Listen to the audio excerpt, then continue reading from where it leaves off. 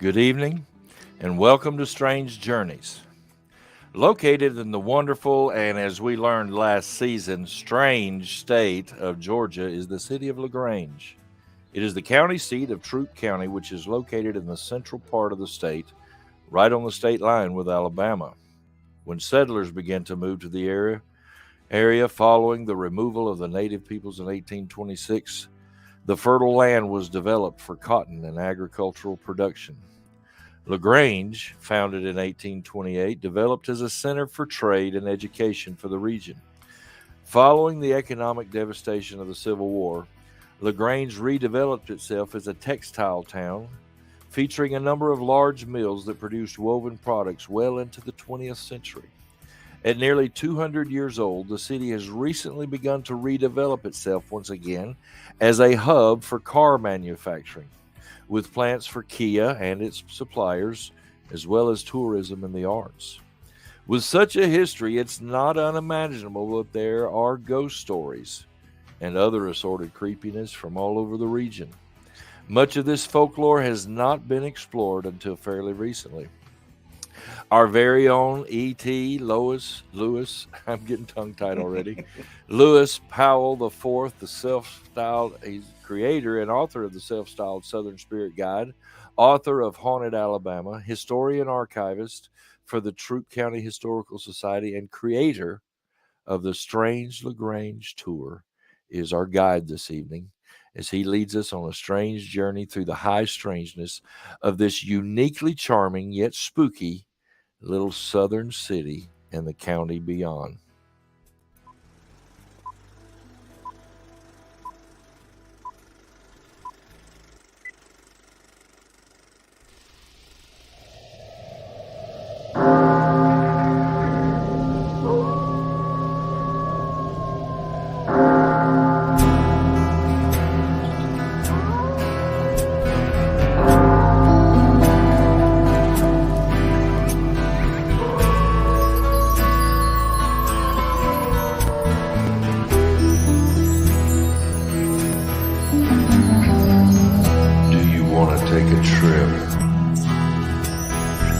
Into the unknown, into the unseen, the unexplainable, and the unbelievable. Join our strange journeys.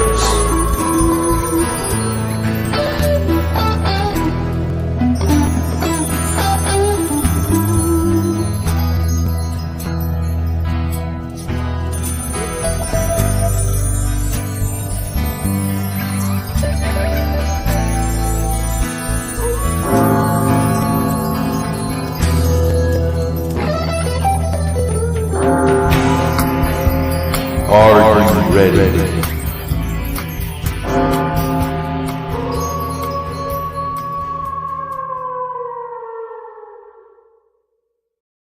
Hello again, and welcome to Strange Journeys. I am Tom, your ghost host, and we've already mentioned Lewis Powell IV. I tried to call him Lois a while ago. What's up with that? I was getting tongue-tied.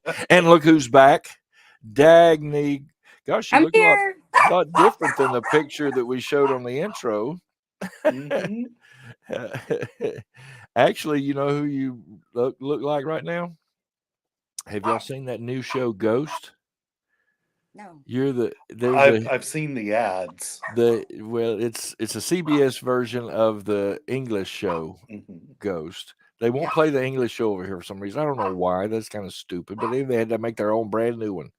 But anyway, there's a hipster chick on there, and she's got that long curly hair like that and the little glasses, and you look like her tonight. I'll keep it in mind when I check it out. Well, that show is hilarious. I think they took it from, I mean, almost word for word from what I've picked up from the English show. But anyway, today we're taking a strange journey to LaGrange, Georgia, with our good friend E.T. Lewis Powell IV. But first, some housekeeping out of the way, folks. Remember, we provide these shows first and foremost for you, the watchers, for your entertainment. And we are not by any means, except for tonight, Lewis is the expert on LaGrange, Georgia. We do that. We call in an expert, and then we say, well, we're not experts by any means, but it's like, hey, we got one. Okay.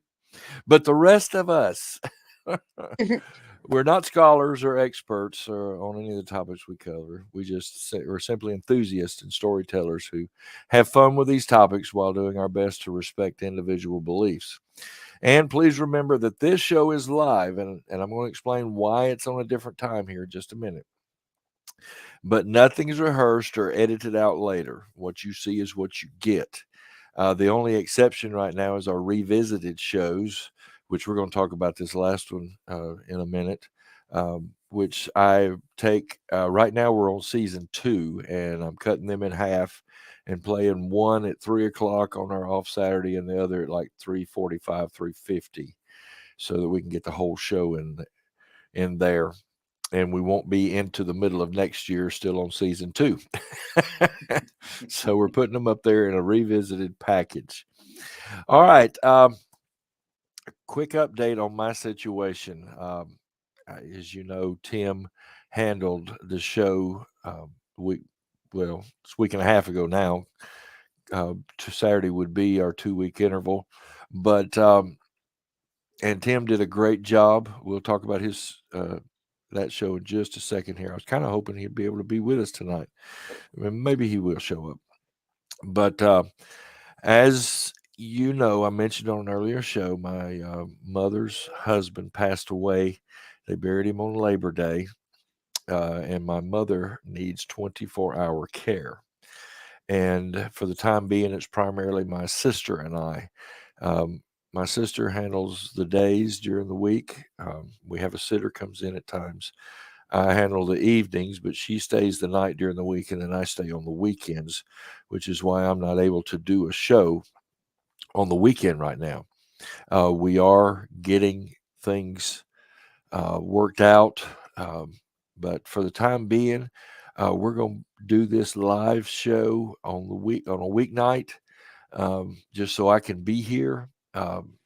Lynn had the suggestion a couple of days ago. It's like, why not go back to do it in the middle of the week like we used to pre-record during the week when I was having Wi-Fi problems here? And I thought, well, I'll go at one better. We'll just do it live.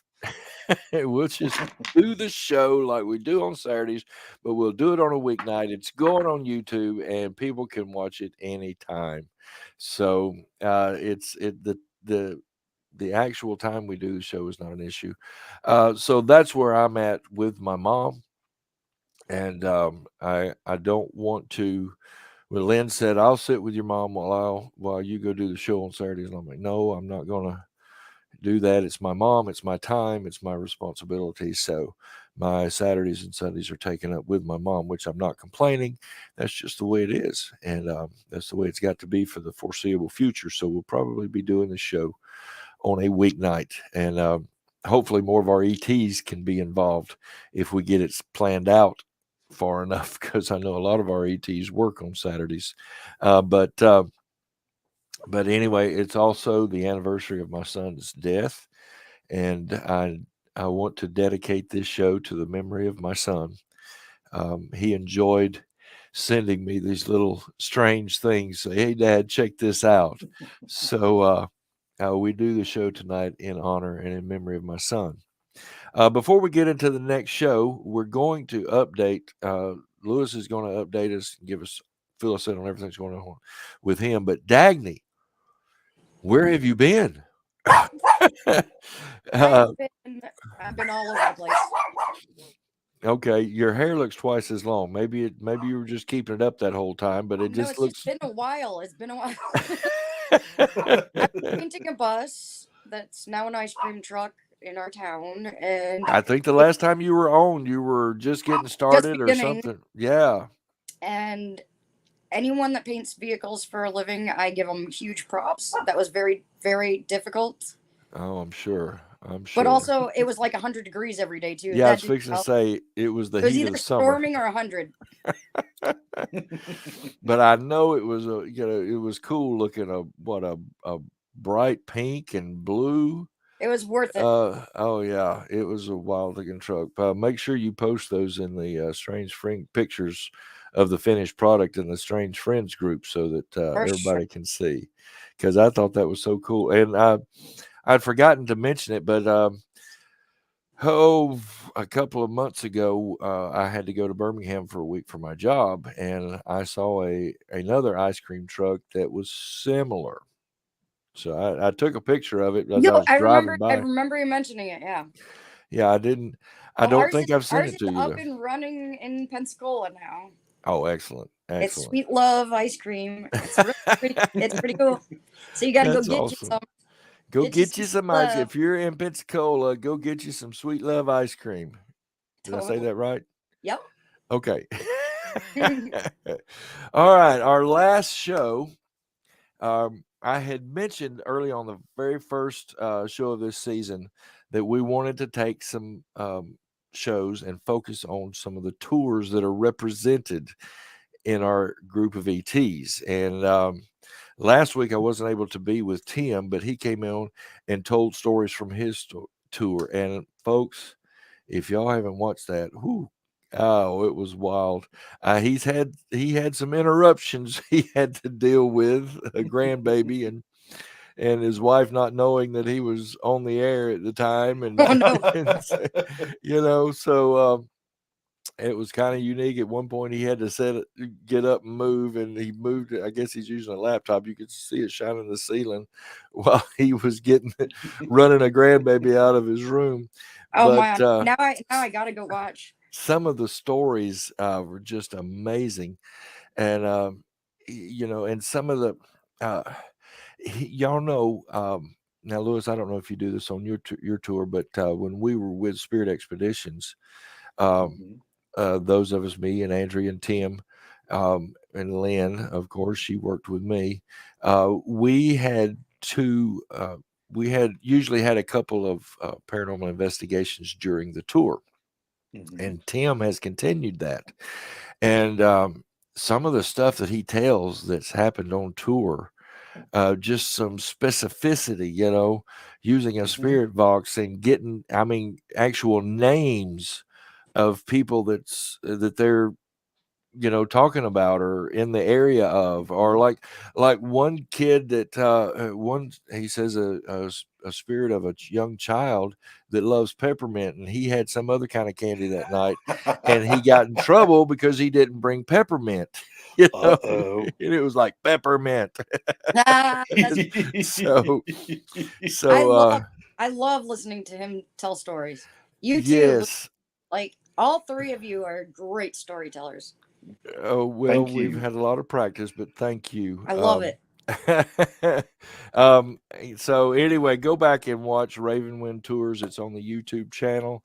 It was, like I said, if you can put up with the interruptions that he had to deal with, he was trying so hard to stay focused, and it was so cool. But tonight I was, so I'll do my best. All right. Yeah, he even told a story about I can't remember the name of it, but it was a train station, and the very first ticket purchaser but I don't remember the name of it, but it had something to do with the not Hanes t-shirt line or some t-shirt line. But anyway, 50, 60 years later, when they were shutting down the train depot, the very last customer off the train was the very first ticket purchaser. Oh, weird. It was so, just go watch the show, folks. It was great. It was great. Next week, not this Saturday, of course. If we're screwing with the schedule, we can do it whenever we want. But our next revisited show is going back to Tim Shepard, which we were talking about his books and the Prairie Ghost. And so go get ready for that. But our last revisited show was our second show on fairies about leprechauns. We had some cool leprechaun stories, but we also had Elizabeth Parker You got to go back and watch it because of Elizabeth. And I pointed it out at the end of the show, and I kind of think on our next revisit show about Tim's book, Strange Authors, we even show an excerpt of it. But at the end of this Leprechaun show, it's like the last 5 minutes, it's like a mist started building around Elizabeth. You can see it on camera. You Nice. can see it. You see over her left shoulder white rays of light coming down across her, which I know it was the evening sun setting and all kind of just what it did was just so freaky. I mean, these white rays coming down over her, and over her right shoulder was a purple little cloud, a little purple mist. You got to go check it out, because that is just so freaking weird. And she was like, I told her about it, and I was like, Elizabeth, you got this mist around you right now. And she said, well, I don't want to move then. I'm just going to sit still, And I'm like, well, good thing the show's about over. But it was just so cool to see that happening on the show as we were doing it. We were recording it, or we were doing it live right then. And this mist just formed around her. You could see the rays of light through it, and this purple mist over to her. I mean, it was just freaky awesome. It was wild. Okay. Like I said, our next show is Tim Shepard. Oh, we've got 3 comments already. Tommy. Nice. Tommy says, greetings, good people. Oh. Hey, Tommy. Long time no see, Tommy. Hey, Tommy. Are you still in South Carolina? He's like, dang you, Tom. Lewis, good to see y'all are doing good. Oops, Dagny. I'm used to it. I'm totally used to it. I thought he was fussing at me about something. Dang you, Tom. Yeah, my name on autocorrect often gets changed to Danny or Daphne. Right. Well, one thing when I was, so you work with Scooby-Doo. How does that? I just allow people to call me whatever they want. Well, every time I was texting or messaging with Lewis concerning this show, every time I'd say tour, it would change it to your. And I'm like, no, I didn't. I mean, I'd look and I had TOUR typed. And when I would hit the space bar to go to the next word, boom, it would change it to your. I'm like, God, The whole time I was painting that bus, anytime I would message to anyone about the bus, it would come up as Bud instead. And I got over trying to fix it. I'm like, whatever. Oh, whatever. Wow. It turned out some seriously interesting statements. I bet.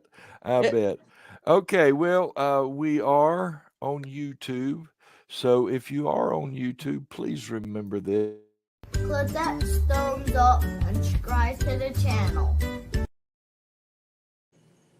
What he said.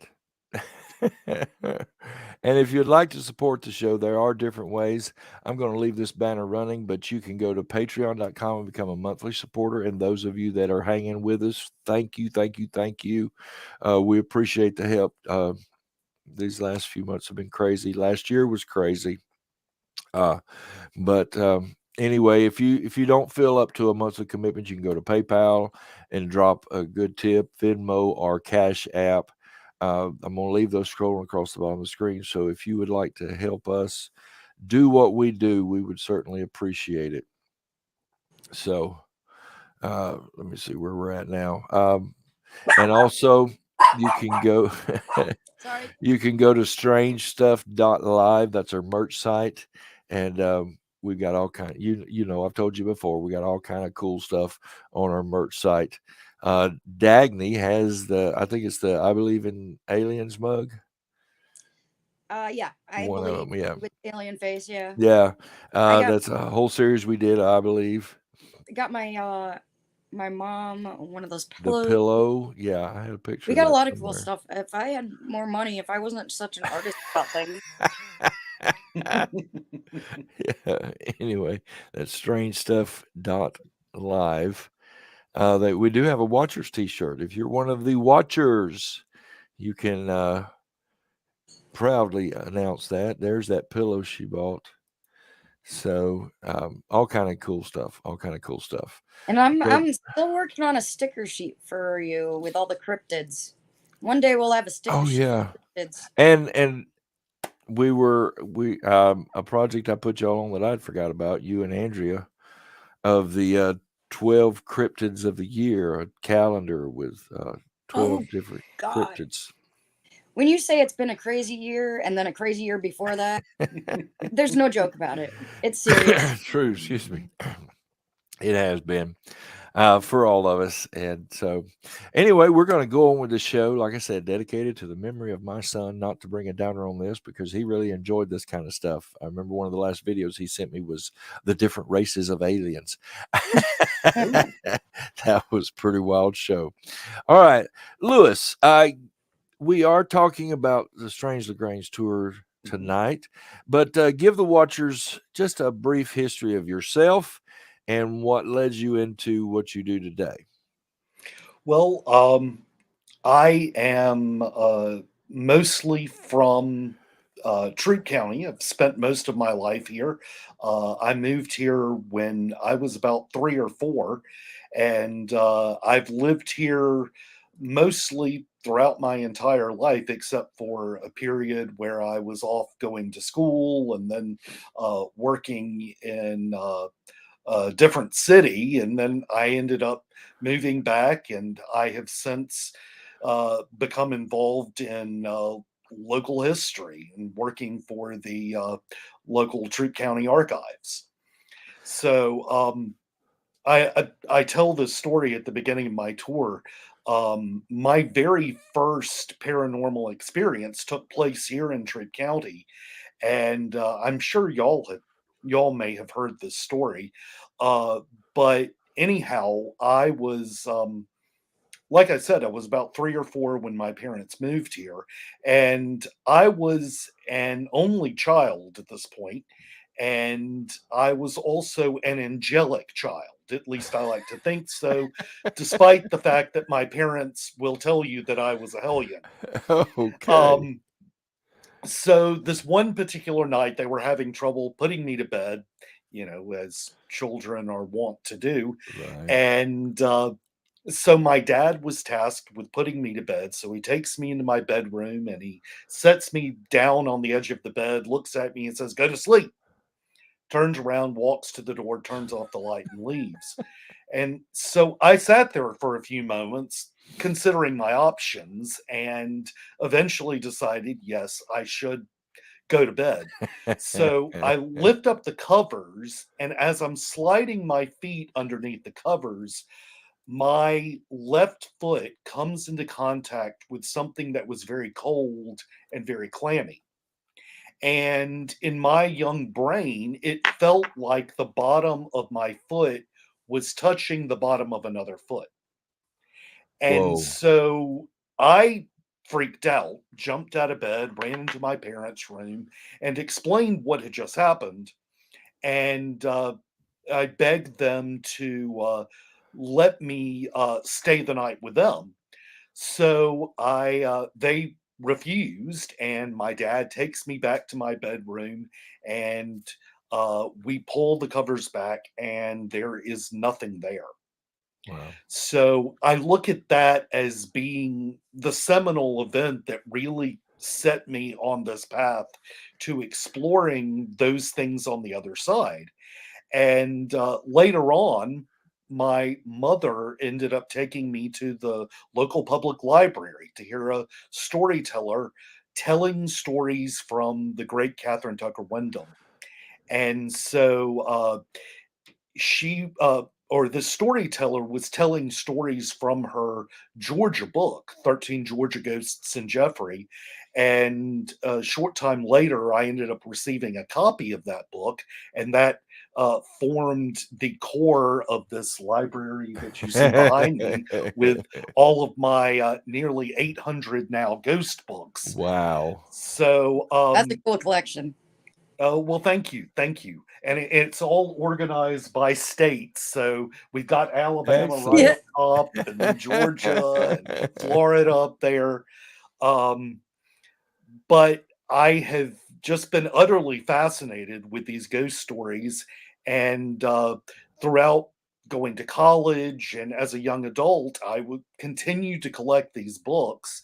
and eventually got to a point where I realized I needed to start really kind of doing something with all of this amassed Right. knowledge. And so I began writing and researching these stories and created my blog, Southern Spirit Guide, and of course, eventually going on to write my Alabama book. Right. So that's really how I got started. And then um, the head of the archives gave me a call back in 2019 and asked if I would be up for creating a downtown ghost tour. And, Awesome. of course, being a mostly lifelong resident of Troup County, I have tried to find ghost stories from the area, but I had always run into some difficulty, partially because we live here in the middle of the Bible Belt.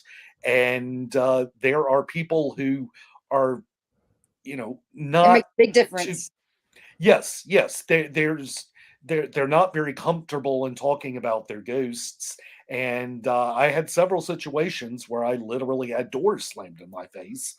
So I tell people that going forth with the name of the Troup County Historical Society behind me gave me some credence, and people Right. were much more willing to share their stories. And I have amassed all of these stories and created this ghost tour that I give every Friday night at 7 p.m.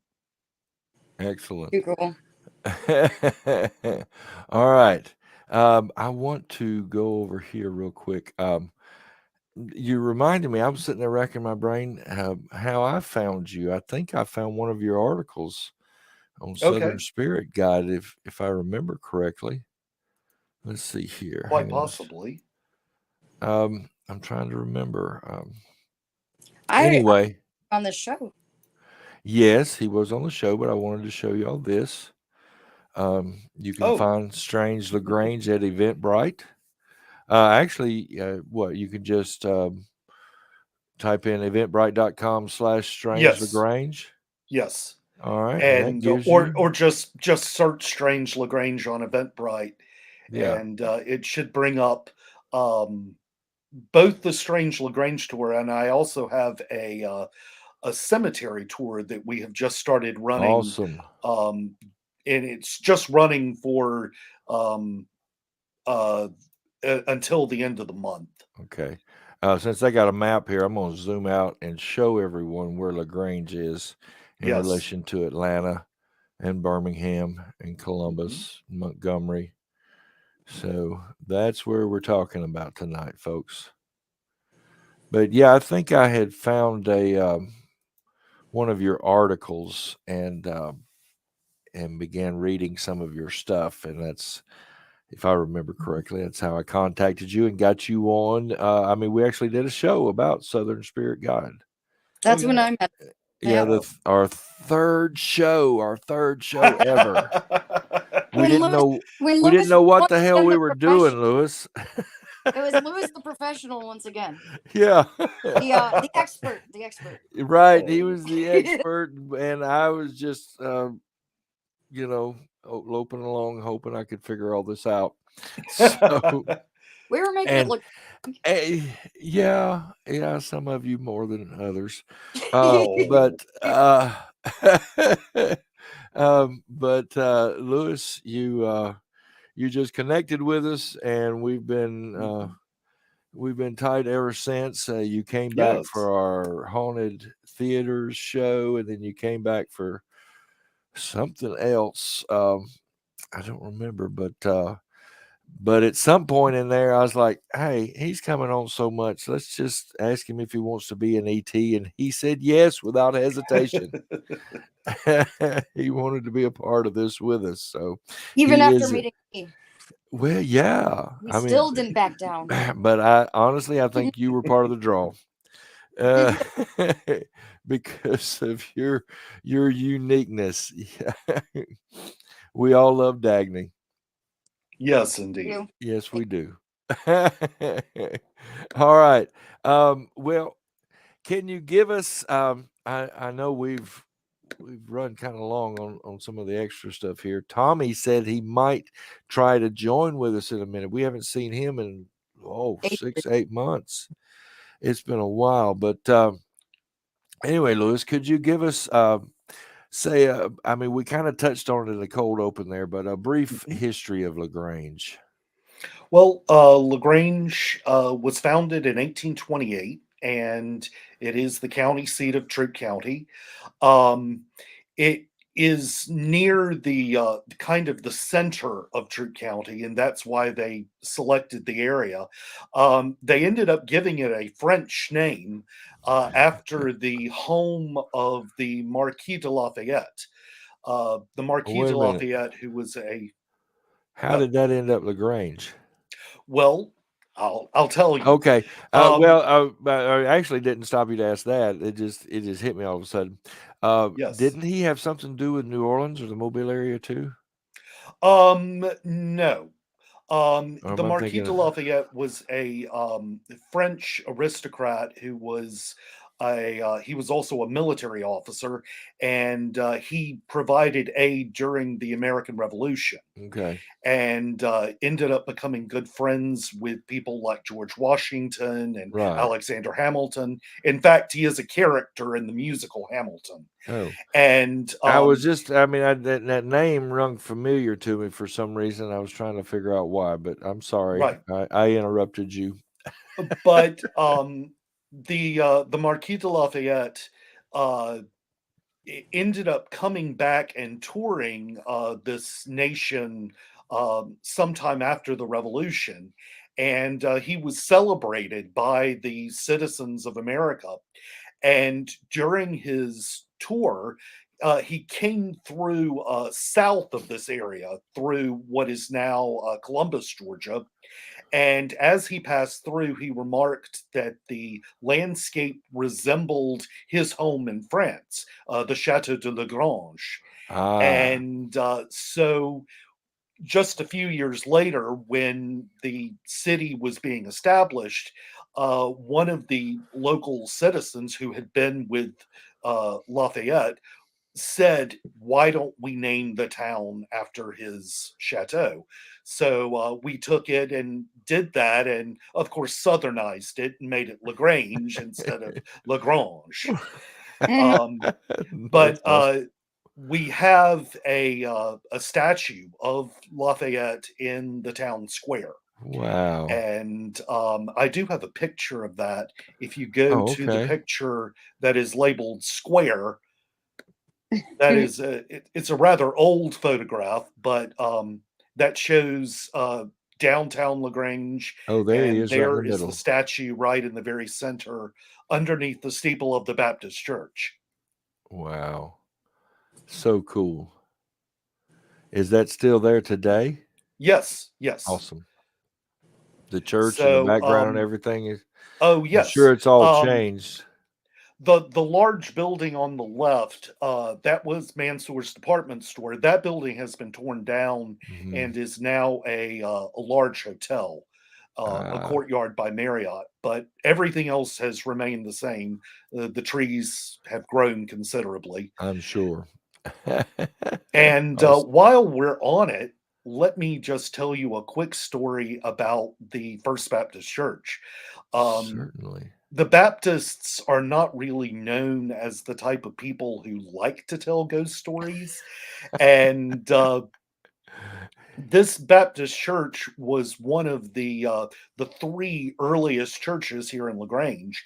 And that church, for many years, occupied the original building. And this original building had been used as a hospital during the Civil War, and there were stories told that there was a lot of creepy stuff going on in the basement underneath the sanctuary. Wow. And eventually, that building, the building itself, was torn down but replaced with an almost exact replica in the same footprint. Huh. And in the time since the new building has been opened, people have still said that they have creepy experiences down in the basement. Wow. Several years ago, I was at the church for a rehearsal, and I left the rehearsal early. And I get on the elevator and it spits me out on this floor that was very different from the floor I had come in on. So I found myself actually wandering in the basement underneath the sanctuary at night. And I can tell you, it is really creepy. I didn't have anything paranormal happen, but Mm. it was a fairly creepy experience. But you'll notice that church has a very large steeple, and they have since installed a carillon in the steeple. And the carillon is a series of tuned bells that are played Oh. from a keyboard. And Oh, okay. frequently at certain hours during the day, they will play hymns and things. And the money to install that carillon was given by a local widow who was from a very prominent family. Wow. And she gave all of this money to have this carillon installed. And she actually passed away the same year that the carillon was installed. Mm. But she passed away shortly after the carillon had opened. And one afternoon, the staff at the church, and of course, people downtown, recognized that the carillon was playing at a strange hour.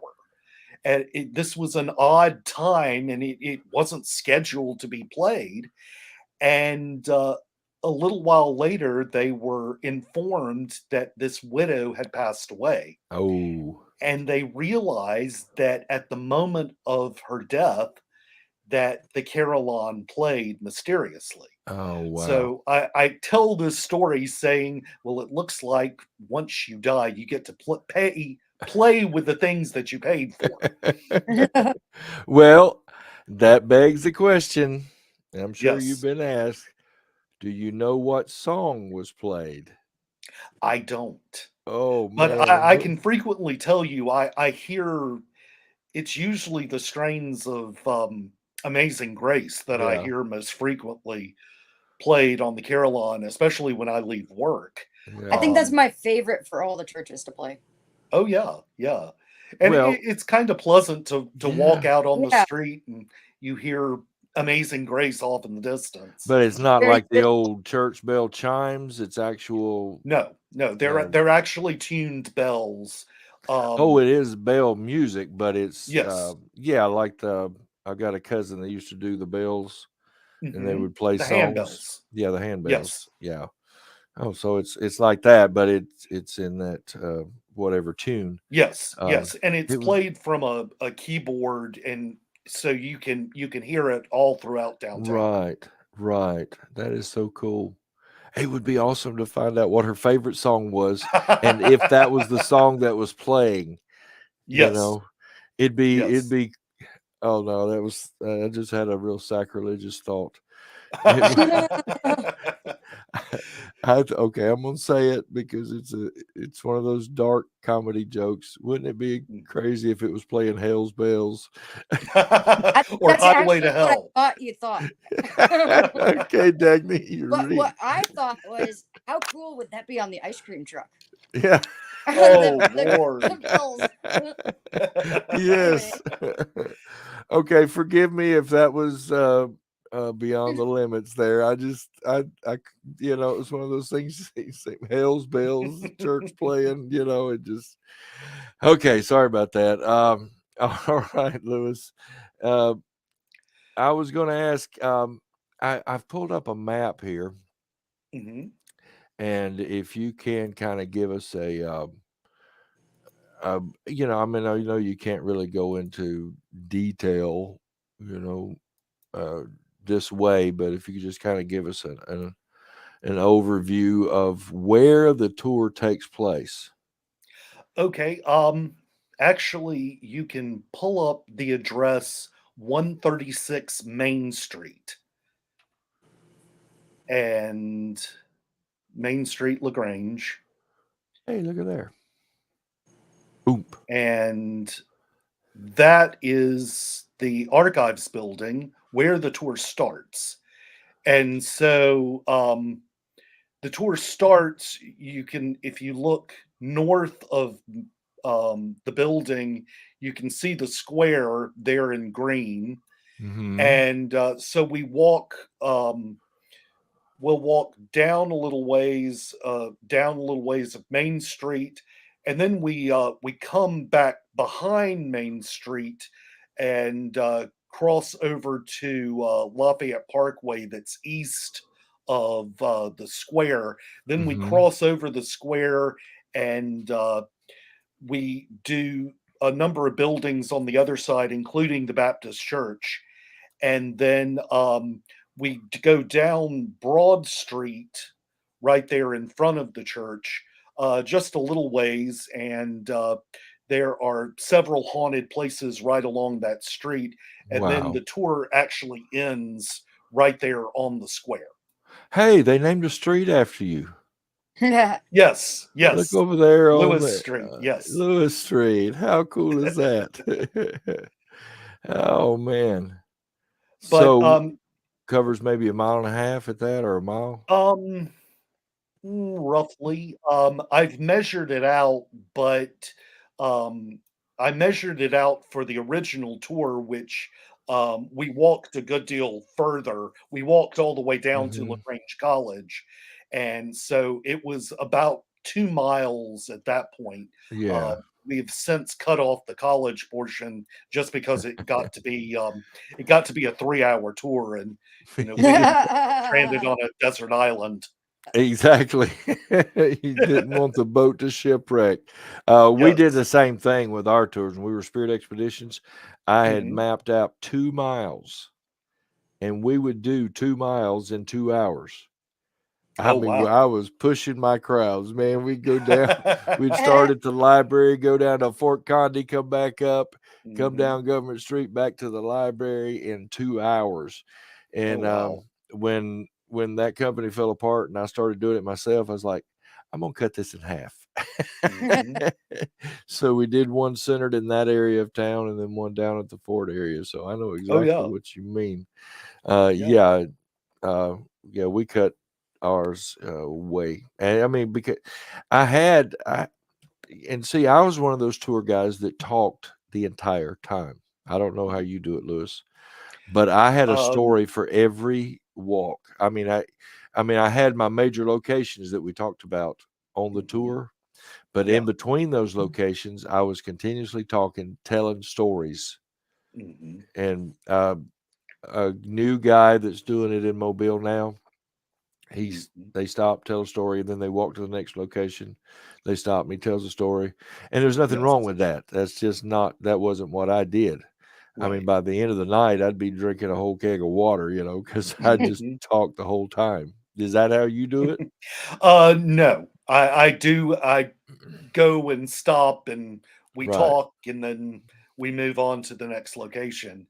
And I may occasionally tell a story as we're walking, but it's kind of difficult to turn around and face the group and walk backwards down the street and try to talk and remember a story at the same time. Oh, I've tripped over roots walking backwards. Oh, So yeah. Yeah. that's why most of the time I had been only just a couple of years out from a heart attack, and I had fallen a couple of times, so I was using a cane. And so Oh, when we started the tour, I was using a cane. Oh, And so that kept me on my feet. I don't know how many times. oh I boy. would I would stumble because a lot of the downtown sidewalks over the years they've not repaired, and the yeah. roots are just pushing them up, and you got planks of cement coming up, and I mean, I would always telling people watch your step when we come across something like that, and then I would stumble over something. But Mhm. yeah, I mean, when I used to train tour guides, I told them, I said, you're going to have to practice walking backwards and telling stories, Yeah.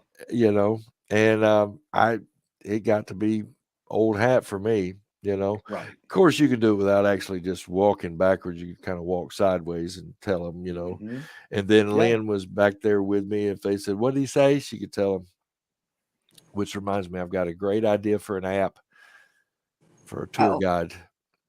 Okay. And I'll tell you about it sometime. And Okay. it would be called Tour Guide, and I mean, I don't think anybody's done it, so that's why I'm not saying it out on YouTube. Okay. Okay. But it would be an awesome app for tour guides. Okay. What was the first story you ever told on the tour? The very first story would have been the probably talking about the archives building, because that's where we start our tour. And in fact, I have a photograph. I have several photographs of it. If You you'll just pull tell up me. I've got them all here. the photograph labeled Main Street 1923. Yes, this is a color postcard of Main Street. This is actually probably a lot later than 1923.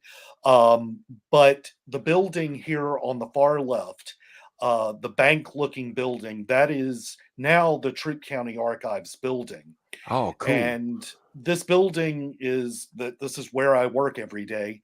And it was built in 1917 as the LaGrange National Banking Company. And if you'll pull up the photograph labeled Bank Lobby, that is a photograph of the lobby of the bank in 1930. And this space is now our museum. And we cool. have the hallway at the very back leads into the second part of our gallery. And Nice. this is where our tours start. It's still a big open room, but we just have exhibits inside now. And I've got to like take I a road said, trip. yes. I've got to take a road trip. I got to get up. We'll plan something. Well, like I said, this building was built in 1917, and it was built not only for use as a bank, but there were 2 floors of office space above it. And there's a photograph labeled Archives let's see. offices. Archives offices, yes. And this photograph dates Which to the one is you? mid-20s. I'm not in this photograph. I I'm just happen to kidding. be working in the neighboring office. Oh, okay. I was kidding. But actually, the 2 pine tables you can see in the foreground, those tables are still in use. And one of those wow. tables was my desk when I first started working there. Wow. So it was really kind of thrilling to be searching through these photographs and discover this photograph of my desk in 1923. Wow. But this space was used as the offices for Callaway Mills. And Callaway Mills was the major company that owned a number of textile mills in town. And in the time since the bank moved out and the offices were most of the companies moved out, the building was then taken over by the Callaway Foundation and renovated for use by the Historical Society. So that office space is now, that's where our library and our storage spaces and our offices are now located. But it turns out we have somewhat rather frequent paranormal activity, or at least activity that we think may be paranormal. Right. The most common activity is that we have an elevator that tends to move around on its own. Oh, And wow. all the time during the day, I'll walk into the reception area outside my office, and I'll be standing there talking to our curator, and all of a sudden the bell will ring and the doors will open. We'll all turn and look, and there's nobody there. Oh, wow. And nobody's called the elevator. And what frequently happens is this actually happens when I'm in the building by myself, and when other people have been in the building by themselves, that that they'll hear the elevator, or I'll be working in my office, I'll hear the elevator, and I'll know full well I'm the only person in the building. And I usually turn around to make sure that there's nobody getting off. Right. And there's that would be nobody scarier, there. wouldn't it? Well, it is. It was scary the first few times it happened, Right. But I'm saying but if somebody got off, oh that yeah, would be yeah, scarier. You're there by yourself and you look oh up and say, yeah. "Oh, it's just a There ghost," is and someone somebody there. steps off. You're like, "Whoa!" Oh yeah.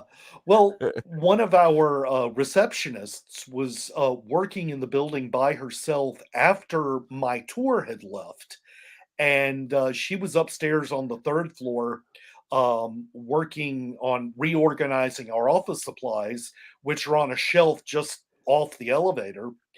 And to keep from getting scared, she had her cell phone with her and was having a conversation with a friend on speakerphone. Uh, And so she got to a point where she was about to stop, and she says, "Okay, well, I guess I'll just roll this cart into the office and then I'll leave." So she rolls the cart into the office, and just as she is turning around to leave the office, she hears the elevator bell ding and walks out into the hall to the elevator doors, standing wide open, expectantly. And she was wow. like, "Okay, I guess I'm leaving." So she grabbed her stuff and got on the Time to go. elevator, and she got the hell out of there. Oh, Uh, wow. but I've actually had experiences where I was giving a tour and we were standing right outside the elevator, and lo and behold, the bell dings, the doors open, and everyone looks inside, and there's nobody there. Wow. And we still haven't really figured out who is responsible for playing with the elevator. And we've even had the elevator company come in and fix the elevator, and it's not supposed to do this any longer, but Wow. it has continued to operate on its own. I just got to thinking, do you know if there used to be an elevator attendant at one time in the past? I To my knowledge, there was never one. This building is only 3 stories, so I Right. don't suspect that there would have been an elevator attendant. Um, Well, I mean, just back when elevators first came into vogue, oh, yeah. most elevators had an attendant because they felt like it was too, I guess, complicated for a regular person to work. Right, So they had right. somebody there to push the buttons for them. Oh, yeah. I Well, don't come to know. think of it, the elevator is not original to the building. Oh, okay. The elevator was not installed until the building was reopened as for the historical society. Okay. Okay. So, yeah, so there wouldn't Probably have been not. an Right. elevator in that building Just originally. a playful ghost that enjoys the Yes, elevator. And I was yes. thinking, you guys that are there every day and used to it, I'm sure when one of you use the elevator and you come off, it's like, "Hey, it's just me. It's just Yeah. me. It's not the Now, ghost." I did have an experience just a few months ago. I had finished my ghost tour and I went back to the building to put my stuff down in my office. And I go up to the second floor, get off the elevator. And as soon as I stepped off, I just got the sensation that there was something there. Wow. And I'm walking to my office and I hear this sound that I to this day I can't tell you what it was, but there was something very human about the sound. And I stopped, I turned around and looked, and it was nothing there. And so I just quickly rushed to my office and threw my stuff down on my desk. And I didn't even come back and wait for the elevator. I just took the stairs and ran all the way down to the first floor. It's time to go. And yeah, turned off the lights and set the alarm and got out the door. Wow. But the the building can get really creepy at times, though we have come to the conclusion there is nothing that is dangerous there. Good. And we've had 2 paranormal investigations. Um, the last one was probably one of the most interesting because we had a team from Atlanta that consisted of a number of people who were sensitives. And as we sat down and had dinner before the investigation, and we're sitting there, and the head of the group looks at me and says, "I need to let you know I've had visitors." And I said, "Well, what kind of visitors?" And he says, "Well, frequently before an investigation, I will be visited by spirits from the location." And he said they will usually appear to me when I'm by myself. So if I'm, maybe taking a shower or driving in my car, he said, I was taking a shower and I turn around and there is this gentleman standing in my shower. Oh, And so he said, the man looked at me and said, I understand you're investigating my former offices. I just want to tell you, I'm absolutely delighted you will be in attendance. And so the man held up his hand and he's very clearly wearing a pinky ring. And so the man puts his hand down and he says, bring champagne, and vanishes. So the lead investigator gets immediately on the phone with the group's researcher and said, we need to figure out who this person is. yes. So the researcher starts looking through our photograph collection. I'm not sure how they found the photograph because we have almost 40,000 images, I'm sure. but they discovered a photograph of a gentleman, and he is very clearly wearing a pinky ring. And this gentleman is none other than Fuller E. Calloway Sr., the head of the Calloway Mills. And when he mentioned the detail of this man wearing a pinky ring, I knew exactly who he was, because Mr. Calloway wore a pinky ring, and this pinky ring was his mother's engagement ring that he had been presented that had been presented to him while his mother was dying. Wow. So he wore it for the rest of his life as a pinky ring. And throughout the investigation, we were trying to make contact with Mr. Calloway. In fact, we conducted part of our investigation around his desk, which is still in use in one of our offices. Wow. And we set up a bottle of champagne and a That cigar was my next question. on a metal plate, and we had the plate hooked to a device that if anyone touched the champagne or the cigar, then it would set off this device. And so like a we're motion sitting sensor. there and start asking questions, and we eventually decided that for some reason they wanted everyone to leave but me. And so I'm sitting there in this office with the door closed, trying to have a conversation with Mr. Calloway. I was rather uncomfortable. I kept thinking, what am I doing here? I'm sitting here trying to have a conversation with a dead person. Yeah. And this device just continued going off. And it was really phenomenal.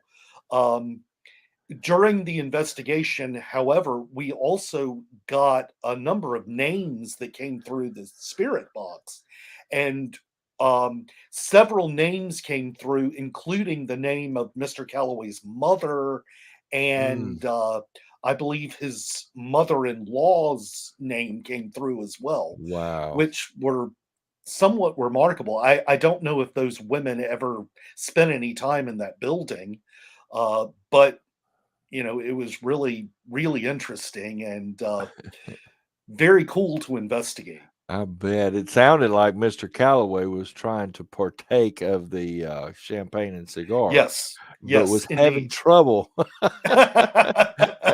I can't grab it. I can't. And I want to say he died from diabetes. And so he had been told he couldn't eat or drink or smoke the way that he wanted to. And from what I have read, it seems that he continued to partake even though he had been forbidden these things. Right. So, you can imagine someone as wealthy as he was, he didn't want to give up the finer things in life. Right. All right. Before we get into the actual progression of your tour and tour stories, which you can do that any way you want to. Okay. Doesn't matter. And we're not, and folks, if you're watching, I just want you to realize we're not trying to take away from Lewis's tour. What we want you to do is make a road trip. He's telling you these stories so that when you come down there and you get there, you'll get on site and see where these stories take place, and you'll hear him tell them again on location. So that's what we want. We like with Tim's Raven Wind Tours. I think he's up to 3 or 4 different cities, and Wow. 2 or 3 in Topeka. He's got North Topeka and Topeka. I mean, I think that's about all he can do anymore. But anyway, the point of this show is so that you, hopefully, if you are close to LaGrange, Georgia, that you will visit and take this tour with him. Now, before we get to that, do you have, and this don't have to be on the tour, what is your favorite creepy, spooky tale? um, it's really hard to pick one. It's like you're cheering. You're cheering. You can't pick just one as your favorite, huh? Well, let me just tell this story. Since Okay. I've recently written about it, and this is a tale that's not from Troup County, but from Heard County, Georgia, which is just north of here. And if you'll pull up the photograph of Mahali Lancaster, um, this is Mahali Lancaster. She was a noted fortune teller in Heard County in the early 20th century. And she really made her name throughout the region as a very prominent fortune teller, and people would crowd the front yard of her small ramshackle cabin out in rural Heard County. People would gather in the yard almost on a daily basis. They would pay her $1 and a dime to get their fortunes told. And as you can see in the picture, she is kind of a creepy looking lady. She was she I was was gonna say she always looks like a very. rounder. I mean, she would be a scrapper. Oh yeah, yeah. It's She was it's a. tough for me to tell if that's a drawing or a photo. It's a photo, and She has some she. very impressive lines. Yes, she was known to wear these just really wild outfits and these very brightly colored dresses, and she'd wear feather boas. Sometimes she would go out in an old army coat and an old army hat. Sounds like my Wow. kind of And girl.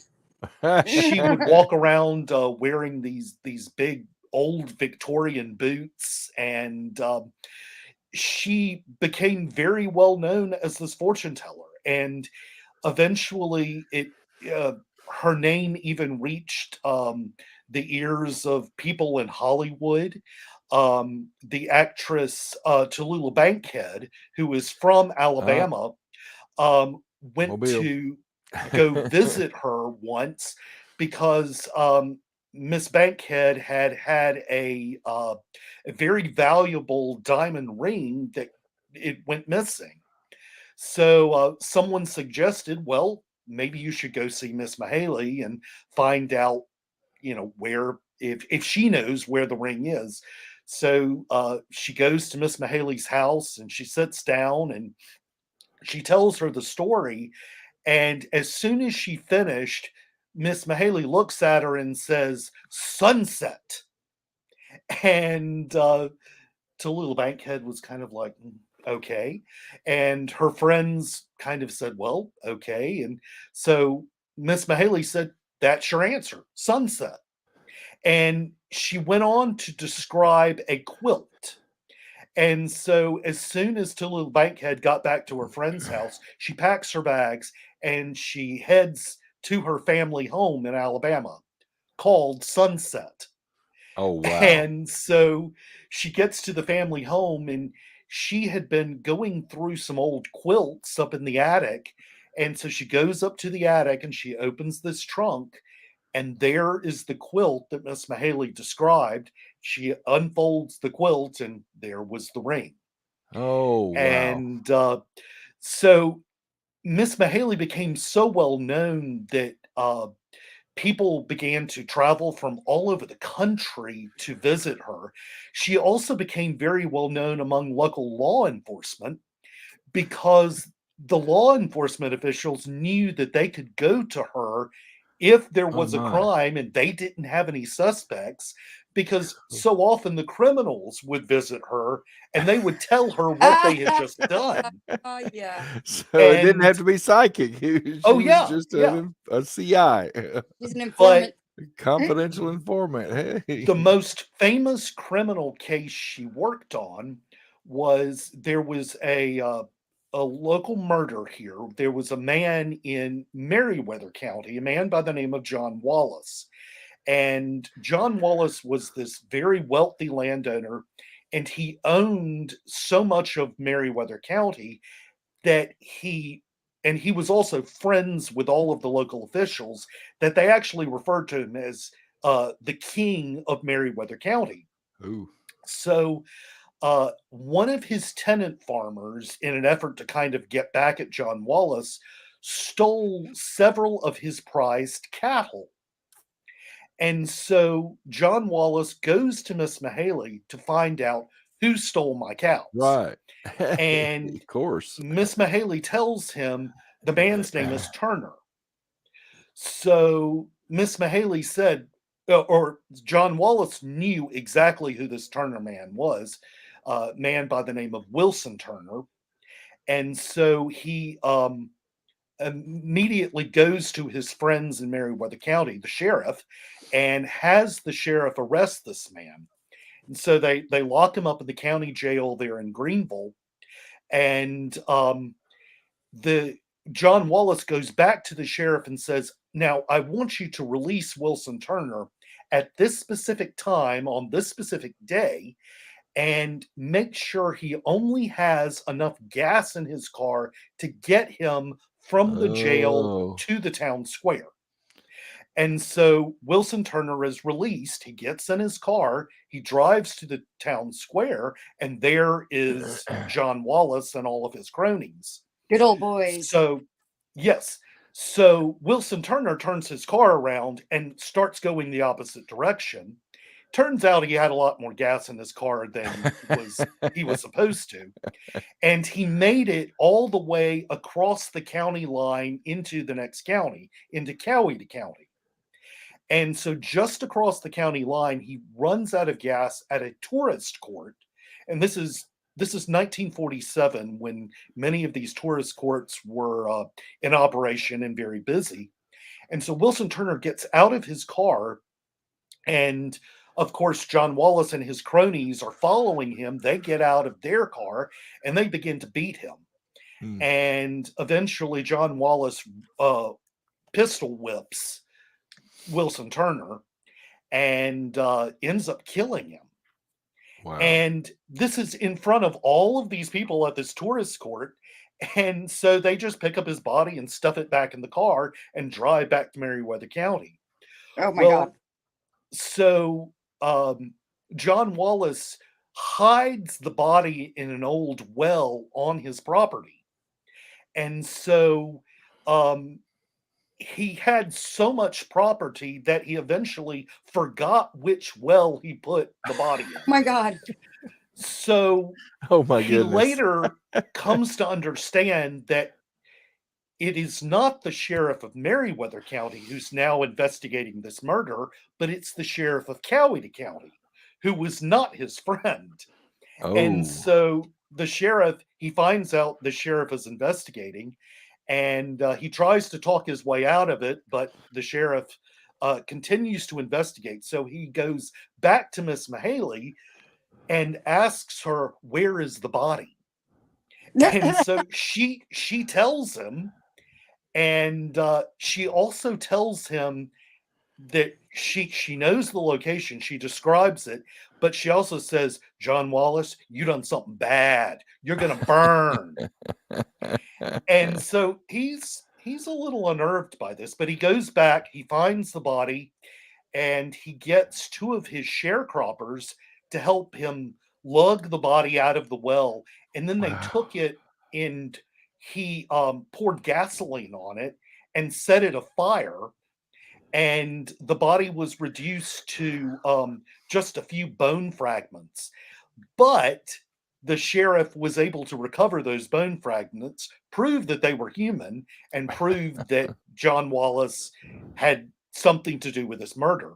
Wow. So eventually, John Wallace goes back to Miss Mahali, and again, she tells him, "You done something bad. You're going to burn." And so, at his trial conducted in Coweta County, they bring her in as a star witness for the prosecution. Oh, Oh my wow. God. And so she comes into court, you know, in this gaudy dress, a feather boa, and basically combat boots. And she sits there, and of course, the attorneys ask her, "Well, what do you do?" And she says, "I'm a fortune teller." And she explains that John Wallace has visited her, and the lawyers tried to make her sound like she was crazy, and she had a rebuttal for everything. Oh, wow. And it just happened that she was also a trained lawyer, and she did practice law during a time when women mostly didn't do that. Holy cow. So she knew enough to be able to kind of talk her way out of the situation. But My, in my, the my. end, John Wallace was found guilty and sentenced to be electrocuted in the state's electric chair. Oh, and He went to the Mm. electric chair thinking that the governor would call at any moment and give him a reprieve. Yeah. And the governor never reprieved his case. Oh, And wow. but she ended up becoming very famous after that because this murder trial got national coverage, and of course the Wow. newspapers just went crazy about Miss Mahali. And she it turned out she was she was just so widely respected, even though here in the middle of the Bible Belt you have this person who is a fortune teller. Yeah. And it's Yeah, really remarkable. I'm surprised they didn't burn her. Well, and the thing was is she ingratiated herself with the locals. There was a person who wrote a biography of her fairly recently, and that person grew up in Heard County near Miss Mahali's home. Wow. And this person went on to the biographer went on to say that when I was a little girl, I met her several times, and she said, this one time I was riding with my father, and we were riding down an old dirt road, and we came across Miss Mahali walking on the side of the road, and my dad decided to give her a ride. So as she is riding back to her house, she starts telling this guy, "You don't have to worry about your children. Your children are all going to grow up to be very successful." And she explains what each of them would go on to do with their lives. And then she turns to the little girl sitting in between her and the little girl's father, and she says, "And one day you're going to do something about me." And of course, this person goes on to write her biography. Wow. Wow. But I gotta go, guys. Oh, okay. Okay, Bye. Dagny. I'll see you next time. Thank you for It was being good to see here. you. Good to see you guys. Yes, good to see you. Bye-bye. Bye. So Miss Mahali was just she was very well respected, and there are stories of people during World War II going to see her to ask about loved ones who were fighting Wow. overseas, and she would tell these people, "Oh, this person's going to call in just a few days," or she would tell them, "You don't have to worry, that they're fine, they will come home next month." And lo and behold, it would happen. Wow. But she also had quite a business mind, and she, with all of the money that she made from fortune telling, she would go and buy property up on the courthouse steps, property that was in foreclosure. And by the time she died, she had about 600 acres throughout the county Wow. and throughout several counties. And she was making money in rents off of those properties. And she was known to be a fairly decent landlord. Wow. And so it's just this really remarkable story, and especially the fact that it takes place here in the heart of the Bible Belt. Yes, that is so cool. And you just recently published that in Southern Spirit Guide? Yes, yes. All right. And that was an article I wrote for a local magazine here, Oh, okay. Highland Living. Awesome. Awesome. Y'all need to go check out the story then. Yes. If you liked it on here, you'll love his writing too. Oh, So and there yeah. is a postscript. And actually, if you'll pull up the photograph that's labeled Miss Mahali, that shows her grave in she is buried in a churchyard in Heard County. And if you look at the bottom of the photograph, right at the base of the headstone, there is a dollar and a dime sitting there. People still go to her grave and they will leave her fee there, and they will ask her advice. Wow. And what's also very interesting is the text at the bottom of her stone is scripture reading, "For neither did his brethren believe in him." And certainly a poignant scripture for this lady's grave. But Wow. there is a story with kind of a negative bent that some years ago there were a group of teenagers who had gone out to this churchyard and were hanging out at this grave. And one of the young males proclaimed that, I don't believe in any of this stuff. And he went on to urinate on her grave. And the story is that he did not make it home that night. He was killed in a one car accident with his car Wow. flipping. And so, basically, you really should believe in Miss Mahali. Don't mess with Miss Mahali. I'm thinking they need to make Yes. a movie about her. Well, I- actually, the murder case that she was involved in, the John Wallace murder, was made into a movie called Murder in Coweta County. It was based on a book that had been previously written about it of the same title. Yeah. And John Wallace was portrayed by Andy Griffith, of all people, if you can imagine him playing a murderer. And Yeah, he's Miss done a couple Mahali, of dark roles. He did a couple of yes. dark roles that Oh, yeah. people don't like seeing him in, but he was the one I saw him in. You hated him. Oh, yeah. He Yeah. was very But good at playing a bad guy. in the movie, Miss Mahali was played by June Carter Cash. So, Wow. yes. And you can find the movie. I found it on Amazon. I had to pay a little money to rent it, but Yeah. you can find it. Wow. That is so cool. And what was the name of the movie again?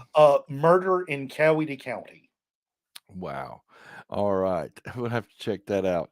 Yes. Lewis, we're almost at an hour and 20 minutes, so I Okay. want you to pick out a few stories from your tour before we close out tonight. Okay. These are actually stories that I have recently kind of cut off from the tour simply because the tour was taking too long to Right. walk the distance. But if you'll pull up the picture labeled Bellevue and Gates. This is Bellevue. Bellevue is an antebellum house that was constructed in the early 1850s. And this is seen from the gates of Bellevue. These gates have long been removed, and the driveway leading up to the house is now Ben Hill Street here in Huh. LaGrange. But the house remains. The Wow. house was built for Senator Benjamin Harvey Hill. He was a noted local attorney and politician, and he would eventually serve as a senator representing Georgia after the Civil War. But he had this house constructed for himself and his family. And after the war, he ended up moving and selling the house to the McClendon family. The McClendons took the house and divided it up into apartments, and the house was a boarding house for a number of decades after the Civil War and into the early 20th century. In the 1940s, the Calloway family became very interested in the house and they purchased it and turned it over to the city and the LaGrange Women's Club. Huh. And so this house remains as a clubhouse for the Women's Club, who maintain it as a house museum and also Ah. as a clubhouse.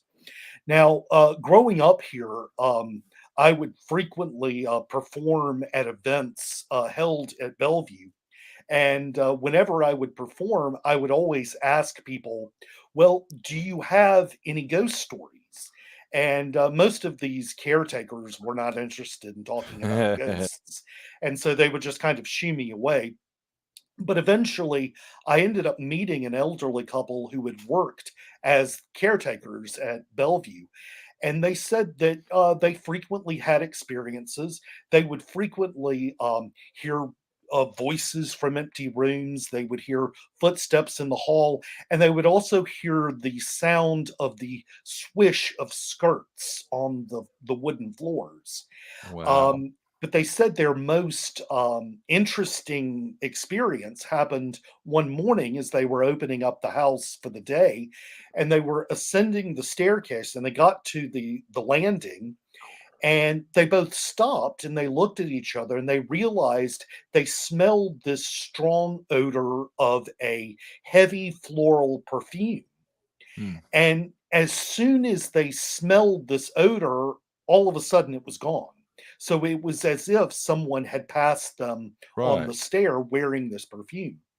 So I this is one of the stories from my very first tour. And not long after my first tour, I had a young lady on my tour who went on to explain that she had toured the house as part of a group from LaGrange College. And this was a group of about 40 students, and they were standing there listening to the caretaker talk about the house. And he started off by telling a few ghost stories and saying that one of the things that they frequently smelled was this heavy floral perfume. So, in the middle of this group, this young lady speaks up and says, "Well, is it a lavender perfume?" And so the caretaker says, "Well, yes, it's lavender. How did you know?" And the young lady says, "I'm smelling it now." And she Wow. turns around and looks, and no one else in this large group of students smelled this perfume but her. Oh man. So one of my colleagues actually worked out at Bellevue for a little while, and I I was asking her if she had any experiences, and she said, "Well, the only thing that I can tell you is that frequently people will come up there and they'll smoke these cheap ass cigars." And Doesn't smell lavender.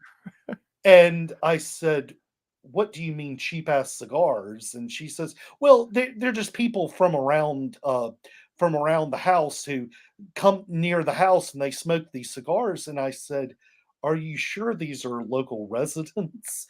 Because one of the things that people have reported is that people will smell the odor of cigar smoke. Ah. And so she was just floored when I told her that. She had not really heard any of the ghost stories, and she was like, "Oh my god, maybe Benjamin Harvey Hill is still hanging around." Yeah. Oh But wow. I have two friends who got their engagement photos taken at Bellevue, and one of the photos they're sitting on the staircase, and they were both sitting right at the top on the landing. And as they both got up to go back down the staircase after the photo, all of a sudden they look up and there is this woman passing them in an antebellum gown. Wow. And that she passed them and they both turned around to look to see where she was going, and she wasn't there. So they immediately told the caretaker what had just happened, and he pointed over to this painting hanging on the opposite wall and said, "Is that the lady you saw?" And they both turned around. She was wearing the exact same gown as she was in the painting, and it was the Wow. wife of Benjamin Harvey Hill. And Wow. the caretaker went on to explain that um, he had recently had an issue during a wedding reception. They were taking wedding photos on the stairs, and the bridal party was all up on the staircase, and a grandfather clock on the landing had to be caught by one of the groomsmen before it hit the groom. That Wow. all of a sudden this clock just out of nowhere started to fall, and so one of the groomsmen saw it and pushed it up back up against the wall, but saved Crazy. the groomsman's life, or at least his Wow. reputation. Um, And maybe a so few I don't know stitches if at the hospital. yes, I don't know if perhaps the spirit was just not approving of the groom, or Right. maybe of the wedding party as a whole. Right. Wow. All right. Well, what's I tell you what, we're almost at an hour and a half, so give us two more Okay. stories before we close it out. Okay. If you'll pull up the picture, let's see, labeled Smith Hall. This is that's an older version of Smith Oh, Hall, sorry. and I have a modern version. This is Smith Hall at LaGrange College, and this building is the oldest building on the campus of LaGrange College. LaGrange College is the oldest private institution of higher learning in the state of Georgia. It was Wow. founded in 1838 and was originally LaGrange Female College. And it was an all women's school up until the late 1930s, when they finally decided to accept men. And it That was so remains a nice of them. yes, it remains a top tier liberal arts college, and it's partially operated through the Methodist Church. Mm. Um, so Smith Hall is the oldest building on campus. It was built right around 1860, so right on the eve of the Civil War. And during the Civil War, for about a year between 1863 and 1864, LaGrange was deemed a hospital town by the Confederate Army. Mm. And so they installed hospitals throughout town. They took over most of the buildings on the square, took Wow. over the churches, and they also took over part of the building that would later be called Smith Hall. So there is a legend about Smith Hall that there was a young soldier from Oxford, Georgia, a man by the name of John Griffin or John Griffith, depending on who's telling the story. And this man enlisted in the Confederate Army. He went on to fight at the Battle of Browns Mill, which was fought up in Coweta County, just north of Troup County. During the course of the battle, he is wounded, and he decides that instead of going to a field hospital there on the battlefield, that his sister is a student at LaGrange Female College, so he wants his sister to nurse him back to health. So he gets on his horse and he rides the 35 to 40 miles south to LaGrange. Wow. In one version of the story, he rides up to the front door and he gets off his horse and walks inside. He finds his sister and dramatically collapses in her arms, and then is taken into the hospital, where he passes away several days later. Mm. So that's one version of the story. However, people, students, and staff in the building throughout the years have reported seeing a young soldier, and they have reported all types of paranormal activity. And Wow. this activity continues to this day. Um, One of the more recent stories I heard came from a student who had gone to she had gone to a Halloween storytelling session and had heard the story about Smith Hall. And then later that night, this is Halloween night, um, or really in the early morning hours of the next day, she's walking back to her dorm room, and she passes Smith Hall and she looks up, and there is a young man in a military uniform standing in the window. Wow. And she said she just totally freaked out when she saw that. But Wow. one of my favorite stories, there was a group of high school students in the building taking the SATs just a few years ago. And during the course of the exam, one of the young ladies gets up and approaches the proctor and says, I need to leave. I'm very uncomfortable. There is this man who is standing there and he's just staring at me. And I don't understand who he is or why he's here. And so the proctor looks around and she doesn't see any strange young men. And she says, well, who is this guy? And so the young lady says, well, he's standing right next to you and he's wearing a kind of military uniform. And so after hearing that, the proctor put two and two together, and she tells the young lady, okay, you need to finish your SATs. So just go back to your seat and finish your test and just don't look in this direction. So there's another story where two students were working in the building late at night, and they arrived separate of one another. And the first one arrived, she unlocked the door, and as she's walking down the hall to the room where they were going to meet, suddenly she trips over something and falls to the floor. And she picks up her books and things, and as she starts to get up, she looks around and realizes it felt like she tripped over somebody's leg, Ooh. but there's nothing there. So she was a little unnerved. She carried Yeah. on into the room. And then a few minutes later, her friend arrived and said the exact same thing had happened to her. She said, Wow. well, I was walking down the hall and something tripped me, and it felt like someone had stuck their leg out. Mm. But, there was no one else in the building. Oh, my. So that's Smith Hall. And then right next door to Smith Hall is Hawks Hall. And I have a picture of that as well. That should be labeled Hawks. Wait a minute. That's the Oh, Hawks here it Hall is. swimming pool.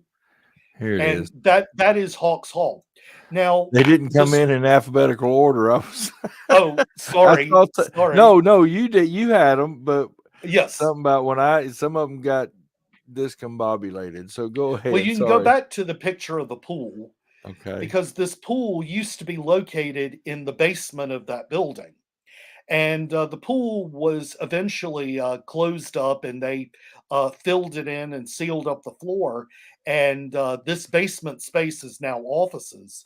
Wow. But there is a legend that there were 3 young children who drowned in that pool. Oh, wow. And those 3 children continue to haunt Hawks Hall. Hawks Hall continues to be a dormitory, and students who have lived there throughout the years have had all types of crazy experiences. I gave a tour several years ago to college students, and we started our tour right outside of Smith Hall. And as I was waiting for the students to arrive, these 3 girls come walking out of Hawks, and I immediately asked them if they lived there, and they said, yes, that's why we came on the tour. We've had all these experiences, and we wanted to find out what your stories were. Yeah. So they said that, and they were living in Hawks during the pandemic. So they had a dorm room that was left empty between all of the occupied dorm rooms on the third floor, and that's supposed to be the most active floor. So they said that at night they would hear knocking coming from inside the empty dorm rooms. They said Wow. that in the evenings they would frequently hear the sounds of children running up and down the halls, Awesome. and they would open their door, and of course they'd look out, and everyone else on the floor would look out of their door, and Huh. there's nobody there.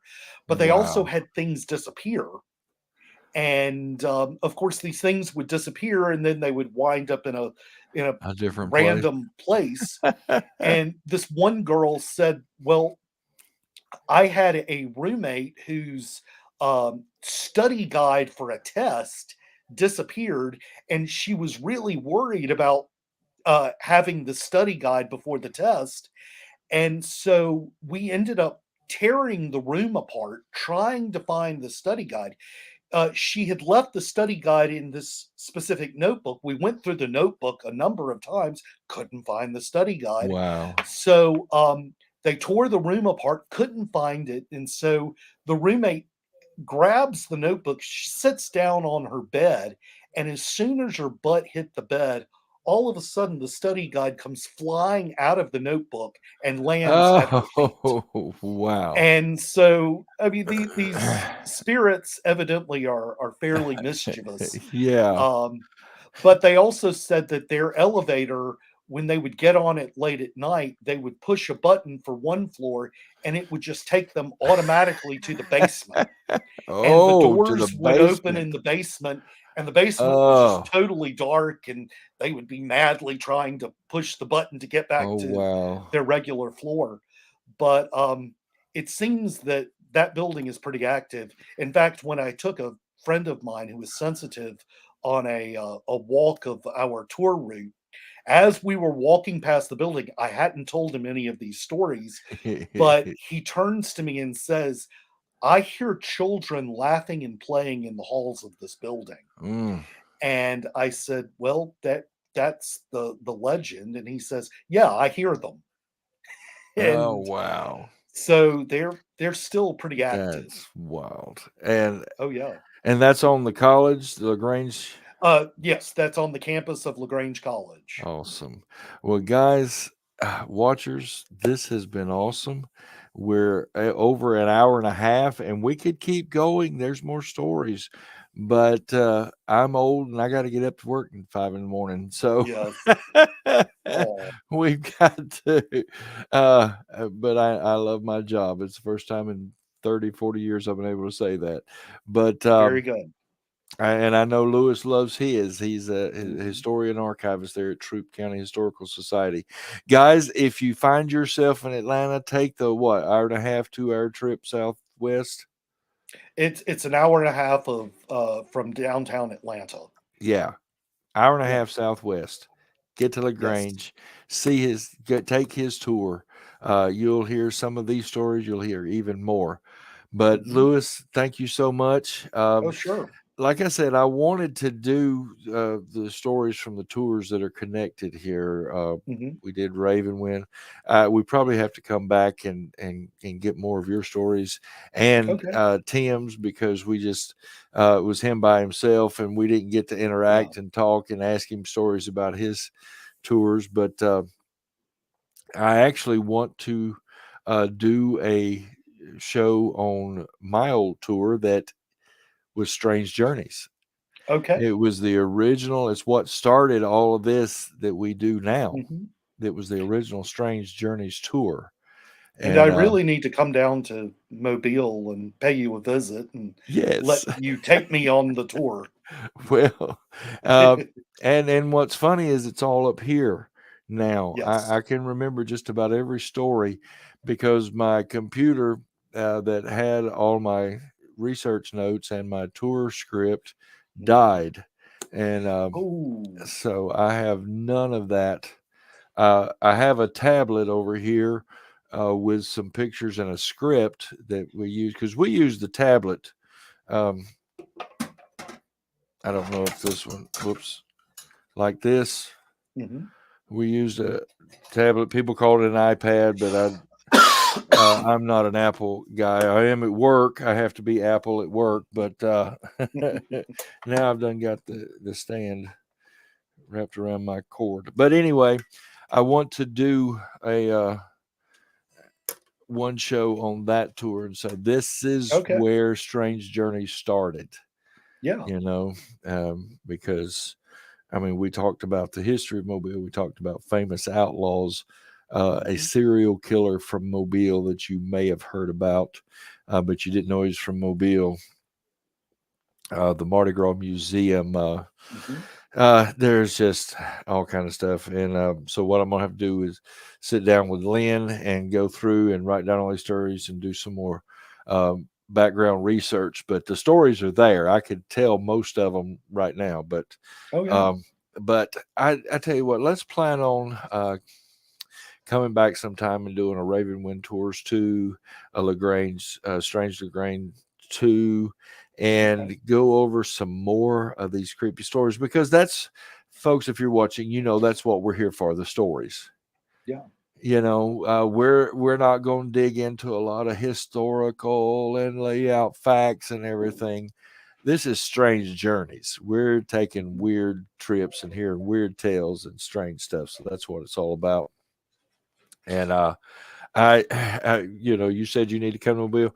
We've got to get to LaGrange. I want to take this tour. All right, come on I'm up. looking for. We've got to figure out something there. Hopefully, we'll get our schedule lined out better. So, and again, this tour, listen to me. This show tonight was in honor and in memory of my son, who liked this kind of strange stuff. So, watchers, thank you. Lewis, thank you. We're going to call it a night. So stay safe on your strange journeys. We'll see you next time. Bye-bye.